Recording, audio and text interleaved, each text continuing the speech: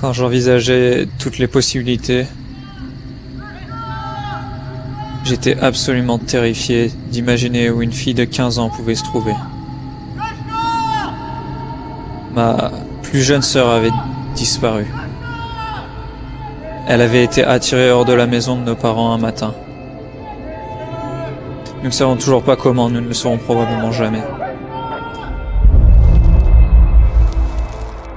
Le responsable a été arrêté. Les enquêteurs, la police, ont trouvé certains de ses restes, enterrés à 6 mètres de profondeur.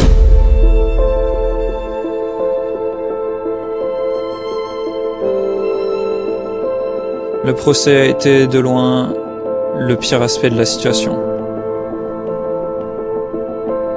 J'avais en tête toutes ces images horribles. Je revivais le cauchemar. À la même époque, mon père luttait contre le cancer. Il est décédé sans savoir où elle était. Quelques années plus tard, ma mère est aussi décédée. J'avais la trentaine et je me sentais orphelin. Je me sentais trahi, comme si Dieu s'était retiré et avait permis que ces choses arrivent. C'est à peu près à cette époque que j'ai abandonné l'idée de gérer seul ma toxicomanie. C'en était trop.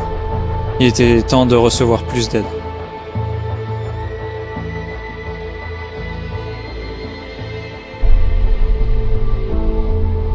J'étais sobre depuis plus d'1 an et j'avais suivi les 12 étapes de mon mieux.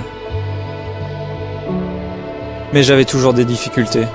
Je ne comprenais pas pourquoi, après avoir suivi toutes ces étapes, je me sentais toujours ainsi. Je me suis assis et j'ai commencé à relire chacune des 12 étapes. Parce que je savais que quelque part, je n'avais pas fait tout mon possible. Et je suis arrivé à l'étape 6. Et je ne me souvenais pas avoir véritablement demandé à Dieu de m'enlever mes faiblesses de caractère. J'ai décidé que j'allais le faire. Et je ne savais pas ce que j'espérais, je me suis juste demandé ce que j'aimerais, qu'il me dise s'il était en face de moi maintenant. Et je voulais juste qu'il prenne mes faiblesses et dise merci, c'est bon. Au lieu de ça, à ce moment-là, j'ai entendu une question. Et c'était, me laisseras-tu les prendre ? J'ai compris que j'avais fait tout ça pour être libéré de cette angoisse. Et cette question, me laisseras-tu les prendre, a totalement changé la trajectoire de ma guérison. Récemment, un bon ami m'a parlé d'un proverbe africain qui dit « S'il n'y a pas de démon intérieur, le démon extérieur ne peut pas nous blesser. » Et j'en suis arrivé là. J'ai vaincu ces démons intérieurs. Rien à l'extérieur n'a d'importance.